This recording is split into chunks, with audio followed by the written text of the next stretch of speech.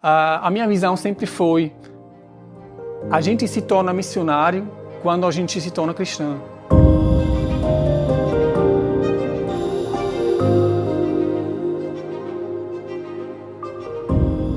Porque é um chamado que a gente tem de se tornar missionário, de realmente trazer a mensagem de Deus, a mensagem do cruz para o povo aqui no mundo. Quando eu penso sobre minha vida, é uma coisa mais importante para mim. Eu quero ficar onde Deus me chamou.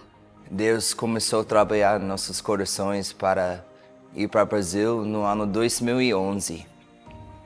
Eu lembro que eu e Alex, nós tivemos 6 filhos naquela época e estávamos fazendo um pequeno grupo em casa, onde estávamos falando sobre missões. A gente teve um PG em casa e começamos com um livro de Voddie Baucham, Família Guiada pela Fé. E foi nesse livro que, para mim, começou nossa jornada para cá, porque nos fez pensar em por que fazemos as coisas do jeito que fazemos. E esse foi um assunto que era importante em nossos corações desde sempre, mas a gente nunca se sentia chamado para fazer missões em qualquer momento, na verdade. E chegou um dia onde Deus colocou no nosso coração que Ele realmente quer mudar alguma coisa na nossa história. E eu não tive ideia o que vai ser, né? Eu pensei, talvez a gente vai mudar o trabalho, talvez a gente vai mudar um pouco o nosso lugar de morar, mas eu nunca imaginei que vai ser uma mudança maior. Por isso eu estava conversando dentro na igreja com Deus e falava: o que você quer com nossa vida? Qual é o seu plano? E chega nesse momento que Deus fala comigo: não vai estar na Suíça. Eu falava: não está na Suíça? Eu não acredito, porque eu amo a Suíça. Eu nunca pensei para sair esse meu país. E depois ele pergunta: onde você quer nos ir? Ele coloca Brasil na minha coração. E a gente estava assistindo o culto e eu desvio nos meus pensamentos da pregação mesmo. Já estava pensando, estava conversando com Deus. Eu perguntei: Deus, o que é realmente que você quer mudar na nossa vida? Eu quero saber, eu estou aqui não sabendo para onde que vai, eu quero saber o que você realmente quer mudar. E na hora eu recebi como resposta: não vai ser na Suíça. E eu me assustei muito. Por quê? Porque, como eu já falei, nunca imaginei que a gente vai sair da Suíça. E eu fiquei muito nervoso e eu perguntei novamente e falei: Deus, para onde que vai? Aí eu recebi a América do Sul. E eu estava empurrando minha esposa, que estava no meu lado, e eu só falei para ela: Gabriela, não vai ser na Suíça. Sem contexto, né? Eu não falei de que eu estava pensando, nada, só falei assim. Aí ela falou: eu sei. Eu fiz a mesma pergunta que Michael fez. É esse momento, quando ele me responder, Michael fez isso: Gabriela, não está na Suíça. Eu sabia. Eu falei: eu sei. Ele fica surpresa que eu tenho essa resposta. Ele falou: que ele falou? Eu falei Brasil. É uma coisa, como eu falei, nós aprenderam, quando Deus chama, nós queremos fazer o que Ele quer, porque é o melhor lugar. E na verdade foi mais as outras pessoas em nosso pequeno grupo que começou a questionar: por que vocês querem esperar? Por que você não vai agora?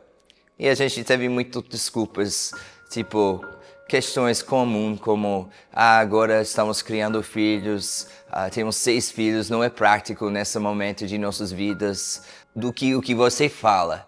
Então a gente começou a questionar: se a gente fala que missões é tão importante, mas não é importante fazer quando você está criando filhos, você está mostrando com sua vida que realmente é uma coisa que tem segundo lugar para criando seus filhos. Então, Deus usou isso muito para mostrar para nós como deveríamos fazer missões e como deveria ser a missão da família e não só de Jesse ou de mim. Então, quando meus pais chegaram em mim falando sobre se mudar para outro país, eu não queria, de jeito nenhum. eu pensei, a primeira coisa que veio na minha mente foi sucuri e jacaré. Aí eu pensava, eu não quero que meus irmãozinhos morrem engolidos por algum animal. Aí eu não queria de jeito nenhum. Aí eu falei, gente, por favor, eu quero ficar aqui, tem a minha família aqui, meus amigos. Aí minha mãe falou, tá bom, mas ore a Deus para que seja a vontade dele feita na sua vida e não a sua vontade. Então eu comecei a orar para que não nos mudássemos para o Brasil. E não deu muito certo, né? Como dá para ver hoje. Mas com 2 semanas, duas semanas passaram, eu orando, Deus mudou completamente o meu coração. E eu cheguei na minha mãe e falei, ô mãe, a gente vai pro Brasil. Aí ela disse, tá bom, mas por quê? Aí eu falei, eu tava orando para que não fôssemos, mas Deus mudou meu coração completamente e agora eu não vejo nenhuma outra opção. A gente vai, eu tenho certeza. E para nós era claro, quando a gente vai realmente seguir essa chamada, que era óbvia, a gente vai, né? Não era uma questão, mas a gente sabia, a gente falou para Deus, se você realmente quer a gente lá no Brasil, não faz um chamado só para a gente, um chamado também para os nossos filhos, a gente quer servir como família. Mas pai, se a gente não for, se a gente ficar aqui, Deus vai ficar com raiva da gente. E aí meu pai olhou para mim e fez assim, filha, Deus não ficaria com raiva da gente, mas eu sei que viver os planos de Deus é a melhor coisa que pode acontecer na nossa vida. Então eu quero estar onde Deus nos quer. E é por isso que eu quero ir. E ali foi quando eu entendi também. Então eu também quero estar onde Deus nos quer, porque é o melhor lugar que a gente pode estar. Aí eu acho que pra mim eu nem entendi tanto essa ideia de que a gente vai pro Brasil. Eu disse, tá, a gente vai pro Brasil. Mas acho que eu não entendi o impacto do que aquilo seria, né? Nas primeiras coisas que nós fizemos, eu falei, eu preciso falar com minha mãe.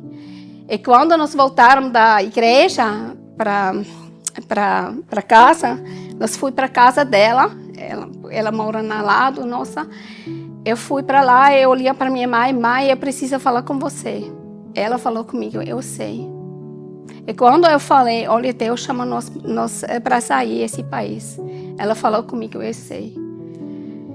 E isso é como Deus confirmou também com minha mãe, que Ele preparou ela para me soltar, para eu possa ir a esse lugar que Deus me chamou. Não foi fácil, ela tem também alguns momentos, ela sofreu, ela chorou, eu chorei, mas faz a forma que Ele confirmou foi muito importante para mim, para eu conseguir ficar e não desistir.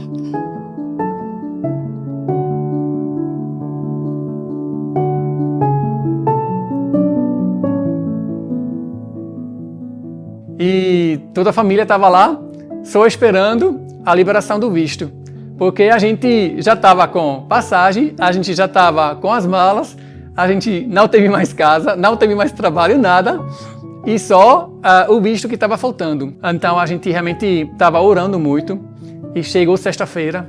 E sexta-feira a gente foi lá. E no outro dia a gente entrou no avião para viajar. Eu acho que para mim foi muito assim, eu cheguei no Brasil e eu acho que só quando a gente chegou, que a gente começou a passar a primeira semana, que eu passei a entender que isso ia se tornar a minha realidade pro resto da vida, que eu acho que eu comecei a entender e sentir a saudade de querer voltar, né, para aquilo que a gente vivia, para aquilo que a gente conhecia.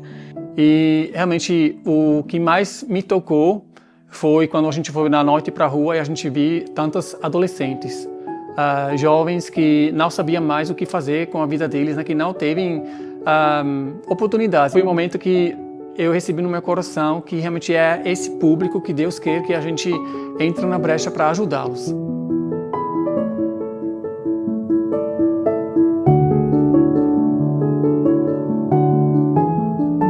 Então, Jesse sempre queria fazer uma viagem de cruzeiro. Então decidimos fazer isso para nosso aniversário de casamento de 10 anos.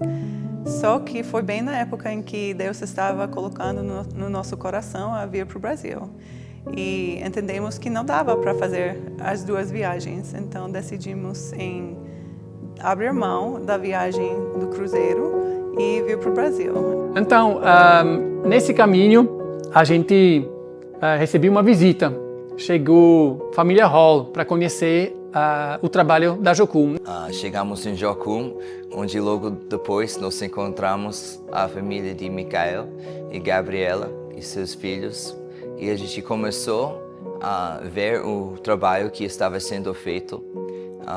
E Michael e Gabriela e sua família eram os líderes do equipe que frequentava as ruas em Recife à noite para tentar resgatar crianças na rua, morando na rua.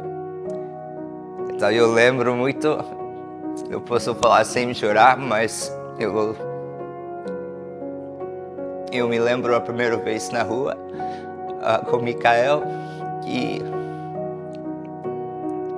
eu lembro uma bebê deitada na calçada e eu lembro o Maia estava longe e ela estava usando cocaína e ela estava nem aí e o bebê estava sozinho numa lençol, uma toalha no lado da calçada e carros estavam passando muito rápido no lado da rua e teve até policial que estava presente no outro lado da rua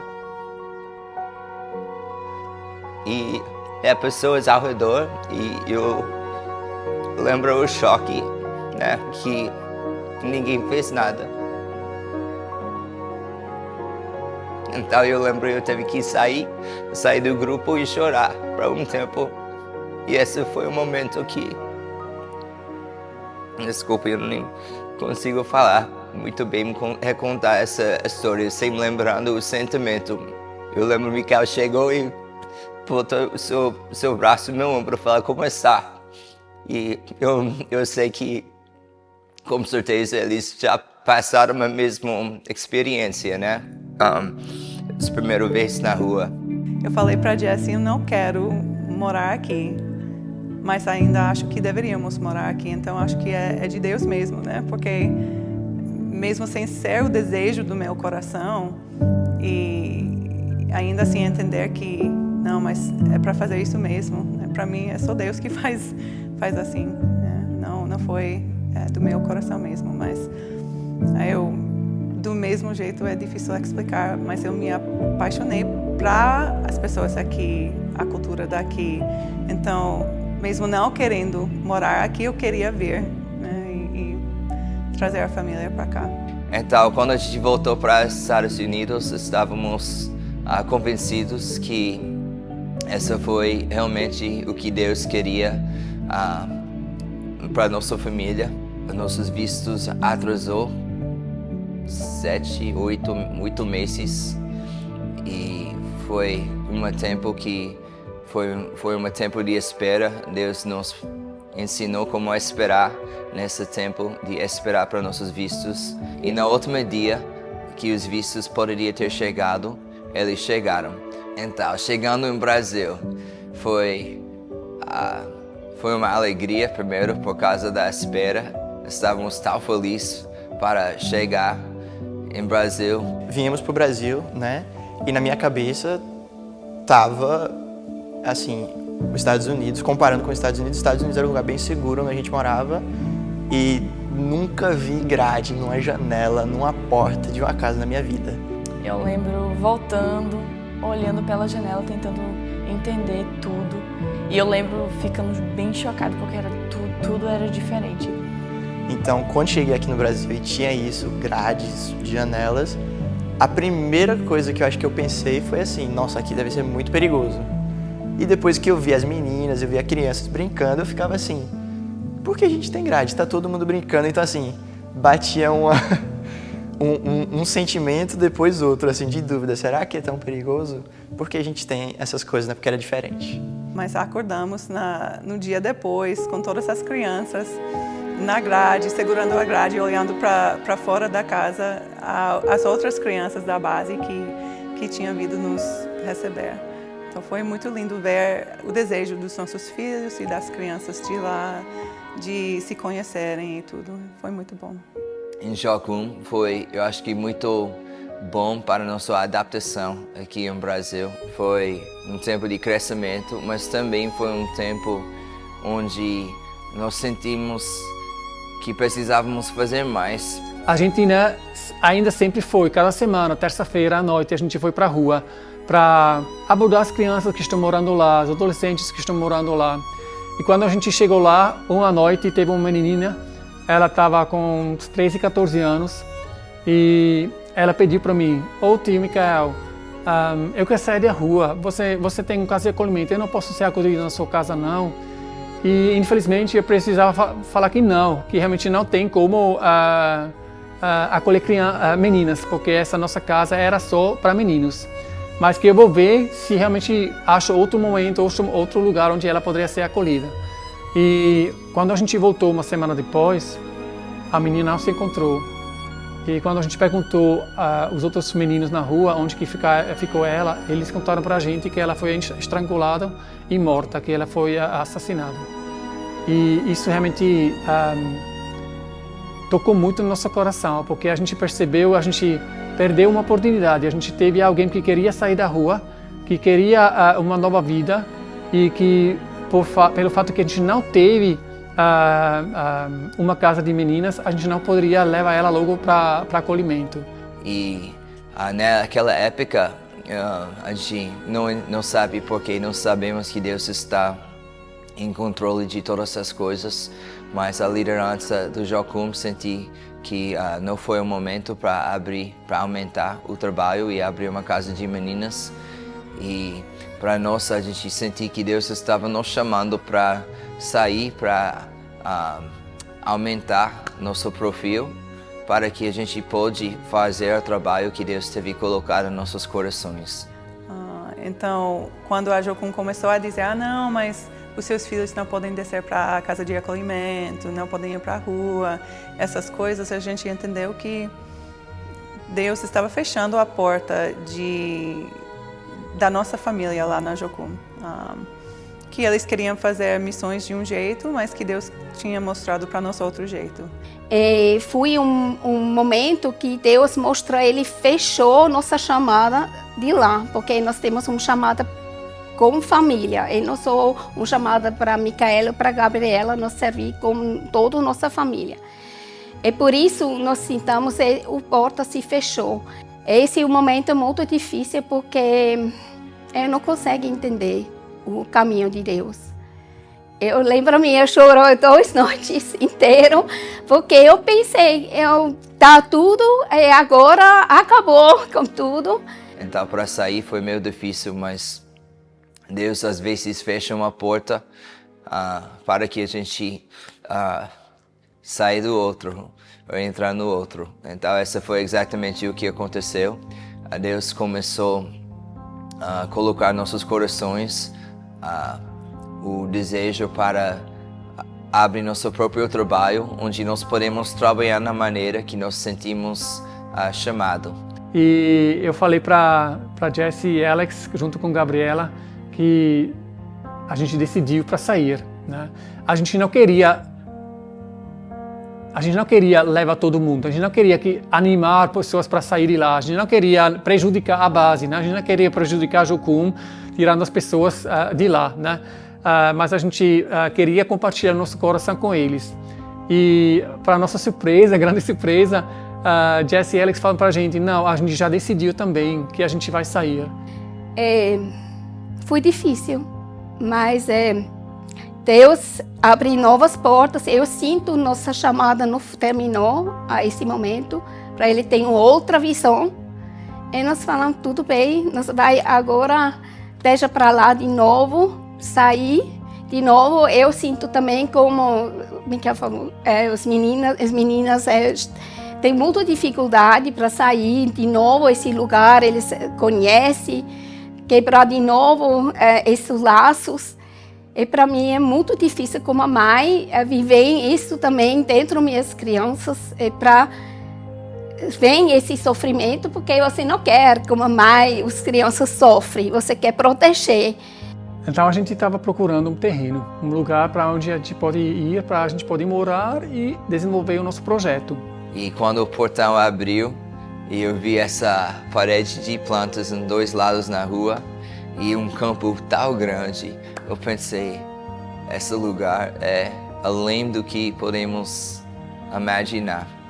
Foi muito espaço aqui, foi muito bonito e foi quase impossível. Até o preço era mais alto do que eu pensei que seria possível. Então a gente voltou e quando Jesse e mais uma família que nos acompanhou também depois no projeto, que queria sair do Jocum também, que não teve um compromisso de longo prazo, mas que falou que queria ajudar a gente no início, pelo menos, foi Tony e Laura. A gente sentou todas as 3 famílias junto para pensar como que a gente junta esse dinheiro, como que a gente consegue o dinheiro que a gente vai precisar para comprar esse terreno aqui. Michael realmente ele teve muito fé, porque ele sentiu, eu acho que isso é possível. Aí a gente procurou pelo corretor, né? A gente procurou o dono do terreno, e era uma coroa de 74 anos já. E a gente foi para lá, e eu me lembro, eu me apresentei e falei que a gente somos missionários e que a gente quer comprar o seu terreno. Aí ele falou, e com qual dinheiro? A gente falou, não, o dinheiro a gente não tem ainda, mas a gente quer comprar. E ele fica, sinceramente, ele fica chateado com a gente, que a gente está perdendo seu tempo querendo falar sobre compra do terreno dele sem ter dinheiro, né? Aí eu falei, não, eu vou voltar agora para a Suíça e a gente vai divulgar esse projeto que a gente vai fazer e a gente tem certeza que Deus, de alguma forma, vai abrir as portas para a gente conseguir comprar esse terreno. E ele voltou para a Suíça para começar a levantar recursos e também para alguns investimentos e coisas que ele pode vender ou tirar dinheiro de aposentadoria. Ele fez tudo o que puder para comprar esse terreno e realmente foi um milagre. Além do que isso, além do que o grande sacrifício, outras pessoas também doando, que isso seria possível. Mas também com isso ainda não dava para pagar. Mas o tempo que a gente estava esperando na Suíça, quando a gente voltou aqui no Brasil, o câmbio do franco suíço para o real, o real foi tão fraco que acho que isso recuperou esse parte de dinheiro que a gente não teve ainda. Então, o dinheiro que não era suficiente em franca suíça, depois, de repente, era suficiente para fazer essa compra. Então, a gente foi lá, fica feliz, né, falando com o cara, olha, a gente tem o dinheiro, a gente vai comprar agora esse terreno. Ele falou, tá tudo bem, então, cadê o dinheiro? Eu falei, não, a gente tem que agora fazer a transferência para cá, mas uma transferência fora do país para o Brasil, nesse tamanho, ele exige muito burocracia, né? Aí ele não entendia, ele era muito nervoso, ele realmente não queria esperar muito tempo. Aí ele falou o seguinte, veja só, era segunda-feira, ele falou, se você não traz a primeira parcela, que era 700 mil reais, ou 800 mil reais, até sexta-feira, aí ele falou, se você não tem a primeira parcela, eu vou desfazer o contrato, não vou fazer mais a venda para você. E ele falou, não, e a gente vai fazer isso escrito agora. Se o dinheiro da primeira parcela não entra até sexta-feira, dia papapão, o contrato é desfeito e não vai vender mais o terreno. Aí estava muito nervoso. Aí chegou sexta-feira de manhã, 9 horas, 10 horas, ainda não estava na minha conta. Aí, 11 horas, o cara do Banco Brasil, na verdade, em Paulista, de um banco, ele falou, olha, foi tudo liberado, a gente pode agora fazer a transferência para sua conta. E quando a gente fez a transferência, eu peguei o comprovante e a gente sentou no carro e foi direto para Recife, para a loja desse cara. A gente fica muito feliz, né? Muito aliviado para a gente poder agora assinar esse contrato. Quando a gente chegou ali, ele ficou chateado. Aí eu pensei, por que está chateado? Porque não deveria estar feliz porque agora pode vender, agora está com dinheiro, agora vai ver que realmente é uma coisa real. Aí ele falou, não, você teve sorte, viu? Por quê? Eu falei, não, porque se você não ia chegar agora, ontem teve um cara que foi lá para ver o terreno e ele era encantado com o terreno e ele queria comprar para 2.700.000 reais, o preço original que teve antes, né? E eu não podia vender por causa desse papel que eu escrevi para você. Então, ou seja, aquele papel, aquele contrato escrito para a mão, né? Que a gente pensou que isso pesa para a gente, que isso vai dar pressão para nós. Isso, na verdade, foi um resgate de Deus para ele não conseguir vender para outra pessoa que pagou a mais, né?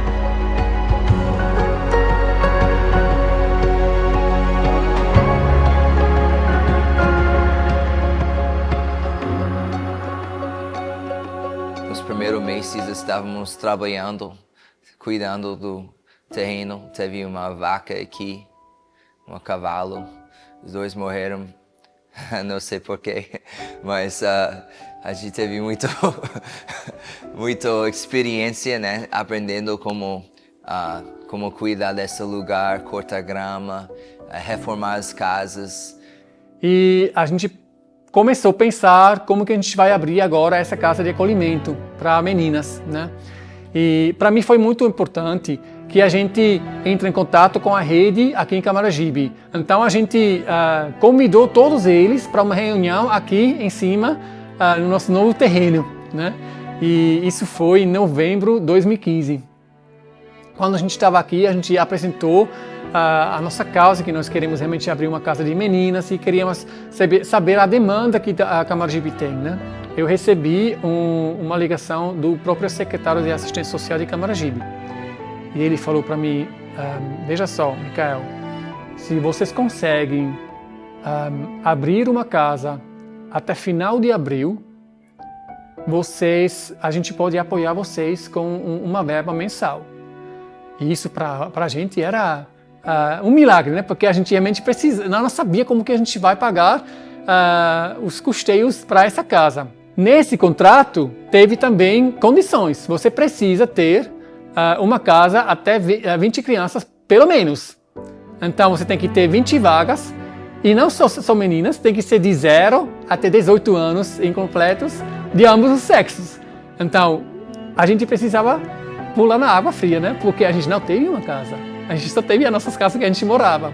E a gente falou, não vai chegar todo mundo no mesmo dia não, né? Então vamos entrar nesse contrato, vamos fazer esse convênio. Eu lembro que a gente começou a planejar como abrir um abrigo.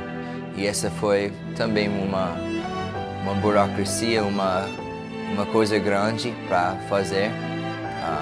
Também os gastos e tudo.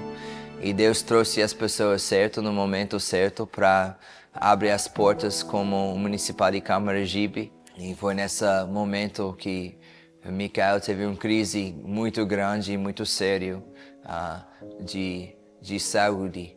E os rins começou a falhar. Ele foi no hospital, foi internado para um mês e até assinou o documento para abrir o abrigo enquanto ele estava nesse estado. Já várias vezes na minha vida teve situações para eu precisar confiar no tempo de saúde de Micael, porque Deus me chamou várias vezes para soltar ele, para confiar em ele, para ele fica fiel comigo. Ele vai me cuidar, ele vai olhar. E quando nós fomos para o hospital, eu sinto esse momento também uma coisa espiritual, uma luta. Mas uma coisa também nós aprendemos na nossa vida para nós não olhar que a situação nos mostra. Nós queremos olhar para Deus que Ele mostra, que Ele quer. E ainda estava no hospital quando precisava assinar o contrato do convênio, porque eles precisavam também mandar esse convênio depois para Brasília, né? Então a gente assinou esse convênio junto com o pessoal da prefeitura dentro do hospital, e depois disso a gente foi para casa. O momento que era mais impossível foi o momento que Deus realizou a abertura de braços abertos. Em menos de um mês, a gente teve a casa cheia, a gente teve meninos e meninas de ambos os sexos, quase todas as idades. A menor era menos de 2 anos e a maior estava com 17 anos.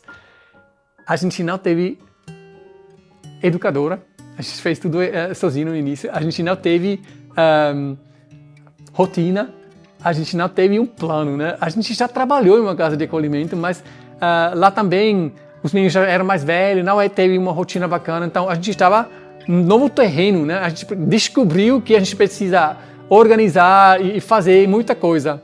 Então isso foi muito desafio. Então, querendo ou não, você perdia mais esse próprio convívio familiar e você perdia mais essa própria intimidade que você tinha e você tinha que, de repente, compartilhar tudo, né? A casa e até os pais. Eu percebia muito também, por exemplo, a gente tinha de noite o costume de assistir filmes juntos e aí sempre era, pronto, filme de criança. Nunca tinha como sentar perto dos seus pais porque todas as crianças queriam sentar perto do tio e da tia, né?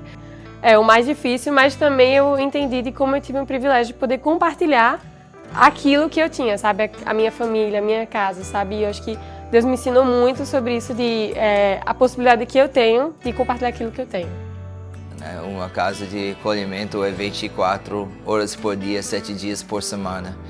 E antes que nós tivemos recursos para pagar muitos funcionários, foi horários bem longos, bem construtivo, exausto realmente, para começar esse trabalho juntos. A dificuldade em trabalhando juntos com diferenças pequenas, coisas que uma família faz coisas de uma maneira e outra família faz coisas de outra maneira, e coisas muito pequenas, quando você está com muito estresse, sentir como coisas muito grandes. E a gente teve que aprender muito como trabalhar juntos naquela época. Nesse momento foi uma coisa, a gente não queria parar de trabalhar na rua, mas a gente também não teve tempo para trabalhar na rua por causa da demanda do abrigo. Então foi no momento certo, no tempo de Deus, que Tobias e Damara chegou e eles assumiram desenvolvendo o trabalho na rua. E ele começou com esse projeto da rua que é em Recife, né, aborda crianças na rua em Recife. Como que teve muitas crianças que chegaram da comunidade de Santa Amaro, chegou o dia que ele também começou um casa comunitário lá e começou a dar um próprio nome, que era o nome primeiro Ministério de Rua, virou o nome Projeto Levanta.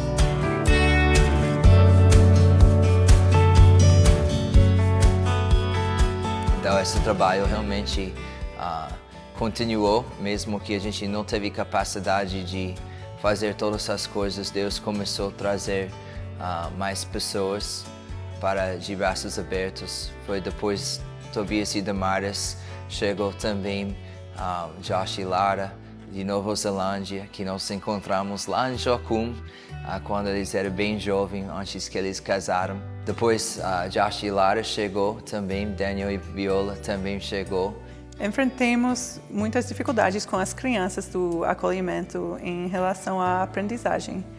O desafio foi muito grande, mandar eles para a escola e eles não queriam ficar na escola, estavam bem atrasados na aprendizagem, então decidimos em contratar um professor para vir para cá e ensinar eles aqui no sítio. Só que a juíza não gostou dessa ideia e mandou a gente rematricular as crianças na escola. Só que para nós a gente não sentiu paz nessa decisão. Mesmo que precisávamos mandar eles para a escola, nós sentimos paz e pensamos que talvez Deus esteja não deixando a gente sentir paz porque Ele quer que a gente faça algo, né, para mudar essa situação, não apenas para as crianças aqui, mas também para a comunidade. Então, pensamos em abrir uma escola. Uma ideia que parecia bem louca para nós, né? Mas pensamos que pelo menos precisávamos pensar mais sobre isso, orar mais sobre isso. Então foi um momento que a gente realmente pensou, será que Deus, por isso, deu para nós esse terreno grande aqui, para a gente realmente poder abrir uma escola de verdade, uma escola que atende não apenas as crianças e adolescentes do nosso acolhimento, mas também a comunidade ao nosso redor. E foi um momento quando a gente começou a sonhar, né? Mas a gente também estava em construção do refeitório que nós temos aqui. Dinheiro era uma coisa difícil e a gente não teve dinheiro para construir essa escola, mas a gente teve tanto no coração de ir para frente. Aí Deus falou para mim, né? Se você não sair do barco, você não vai saber se a água vai segurar você. E você não vai ver milagres se você não sair do barco. Aí com essa palavra eu realmente senti que a gente tem que jogar, o que é possível a gente tem que jogar dentro para começar essa construção. Aí a gente teve R$900, que era um pouco mais de uma diária, né? Para retroescovadeira, a gente chamou ele, para ele faz a escavação. E uns dias depois, um amigo meu me ligou. Era um amigo que a gente não tem muitos contatos. A gente se encontra uma vez quando a gente vai em 2 anos para a Suíça, mas fora isso realmente a gente não se fala muito não, nem se fala. Mas antigamente, antes que a gente saiu, era um amigo muito bom. E quando quando ele me ligou, ele entrou em contato comigo. Na verdade, ele só me mandou uma mensagem e falou: olha, Michael, eu tenho um amigo aqui que ele quer fazer uma doação para missões, mas ele quer saber um lugar onde realmente o dinheiro vai ser aplicado para uma coisa boa. E eu falei que eu conheço alguém que está na missão e fala um pouco sobre os seus projetos, faz uma mensagem um pouco, quais tipos de projetos que você está fazendo, quais são as suas demandas. Aí eu falei, tá certo, né? Sem pensar muito, eu mencionei o refeitório que a gente está terminando, que ainda estava um pouco faltando dinheiro também. E falei claramente da escola, né? Mas a escola era ainda um sonho, né? Porque a gente sabia, é muito dinheiro que a gente vai precisar para lá para construir. E eu mandei isso, né? Para ele. E não demorou nem uma semana. E o cara entrou em contato comigo. Ele queria saber mais da escola. Ele falou, veja só, minha esposa ela é professora e quando você contou um pouco sobre aquilo que vocês querem fazer com a escola, ela se empolgou com o projeto. Então quero saber como que é, o que precisa, como que vocês vão fazer. Eu falei para ele, né, que a gente tem esse sonho, mas que a gente não tem o dinheiro, que a gente não sabe como que a gente vai construir. E era um cara muito rico mesmo, eu não conhecia ele, né? Ele perguntou, quanto que é essa escola? Quanto que falta, né? Aí a gente falou o valor e ele falou, tá certo, eu vou pagar. Então ele mesmo assumiu, pelo menos o dinheiro que a gente depois custava um pouco mais ainda, mas aquilo que a gente pensou que vai custar, ele jogou tudo por dentro. Então foi para mim, foi realmente, se cumpriu essa palavra, né, que Deus me deu, quando ele falou, se você não sai do barco, você não vai perceber.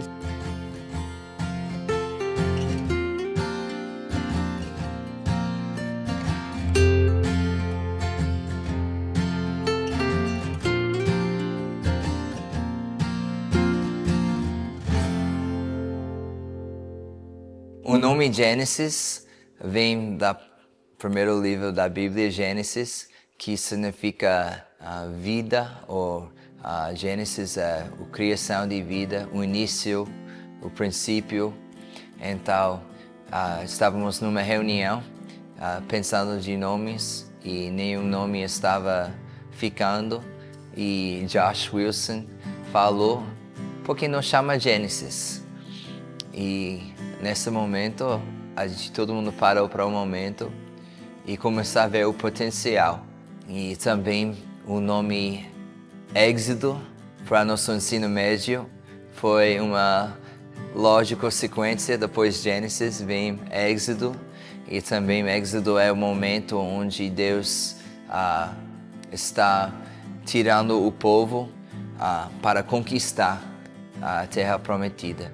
Então, a ideia de Êxodo é isso, onde Deus deu sua lei em Monte Sinai e deu tudo o que o povo precisava para conquistar a terra prometida. Nós também queremos que nossos alunos saiam Êxodo pronto para conquistar. Eu nunca imaginava que esse trabalho ia crescer tanto. A gente teve esse desejo para abrir um abrigo. E essa já foi bastante trabalho e eu nunca imaginava que a gente ia crescer para ter tantos funcionários para ajudar a fazer o trabalho da maneira mais sustentável, vamos dizer. Mas nunca pensamos em abrir uma escola, nunca. Então a escola e o crescimento que Deus tem trazido para a escola também. me surpreendeu. Não imaginava em 2021 que hoje teríamos tantos alunos.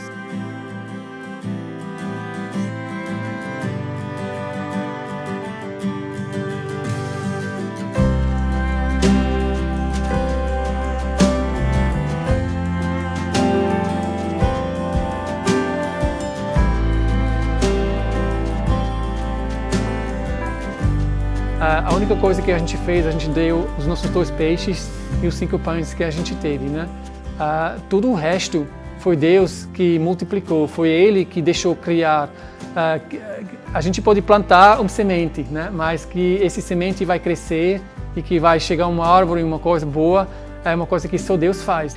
E lá no futuro, você olhar para trás e você pode ver como Deus nos sustentou durante os desafios,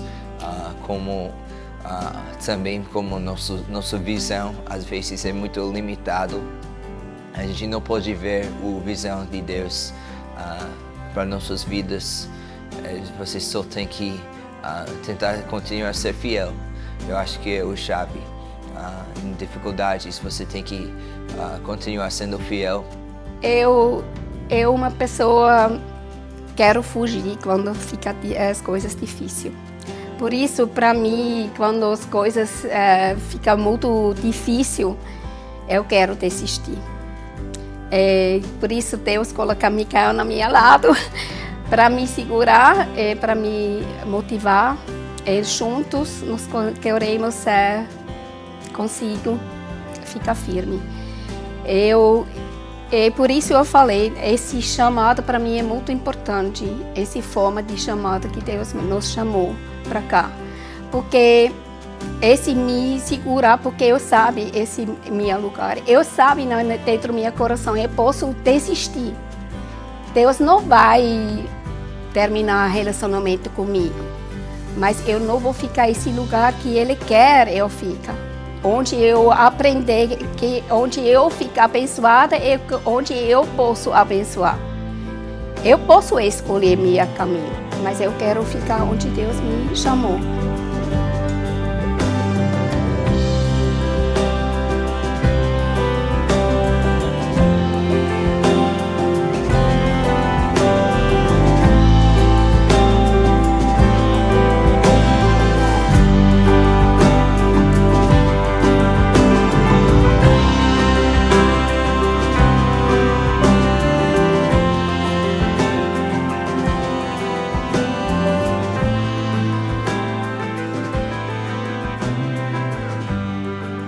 Tem sempre momentos também onde você pensa, o que eu estou fazendo aqui? Será que eu não vou voltar para casa? Ficar a casa na Suíça, né? Mas a gente realmente sabe, o que segurou a gente sempre aqui foi sabendo que Deus nos chamou. E Ele tem propósito.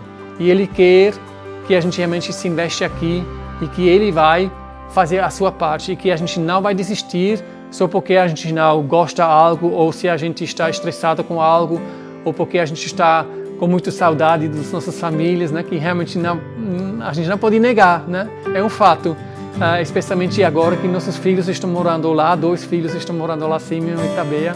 Isso é muito difícil para uma família, mas a gente sabe, Deus tem um propósito, Ele quer que a gente quer ficar aqui e a gente vai ficar, a gente não vai se deixar desanimar do inimigo que quer que a gente para.